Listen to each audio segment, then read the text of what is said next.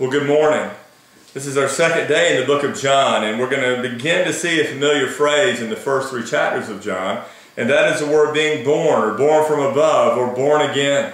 Let me read these verses to you, and then we'll kind of track it back to Genesis and bring it back to John.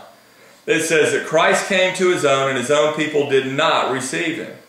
But to all did receive him, who believed in his name, he gave the right to become children of God, who were born not of blood, nor of the will of the flesh, nor of the will of man, but of God. You know, throughout the Scriptures there's a pressing need, as Christ will later in the book of John say to Nicodemus, you must be born again. Why do we need to be born again?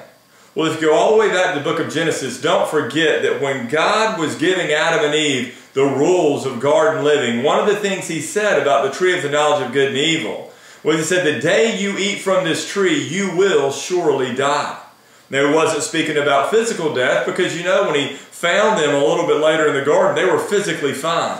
He was speaking of spiritual death. That day when they ate of the fruit of the forbidden tree, they died spiritually. Now, Romans 5:12 attaches that passage to you. It said, through one man's sin, and that will be Adam, death entered the world and therefore spread to all men because all sinned.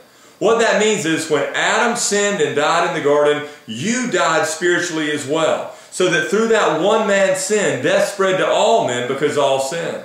But you know, early in the book of Genesis, God made an announcement. He said that I will send my Son who will crush the head of Satan. When you get into the Gospels, God is doing just that. God is sending Christ to do what Adam failed to do, and that is to obey him fully, and then Christ will be able to die in our place, be raised in our place, and exalted to the right hand of God on our place. Christ has done what is necessary to bring us out of spiritual death and to transfer us into new spiritual life. Ephesians 2 verse 1 says that we were dead in our trespasses and sins. Again, that goes back to the garden. When Adam and Eve died spiritually, you died spiritually as well. So the only way for me to be made right with the Father, or for you to be made right with the Father, is we must be born again. And it says in this passage that Christ came to his own, but his own people did not receive him. As a matter of fact, they rejected him. But as many as did receive him and who believed in his name,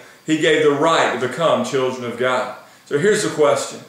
If we live in a world that is spiritually dead, separated from God, and absolutely helpless to save themselves because they are dead, what must take place for them to be brought to new life? Well, John 6:44 says, no one comes to the Father unless the Father draws him in. But also, here's what we know, that we are born again through faith in Jesus Christ, the one not only who conquers death, but the one who raises us from the dead.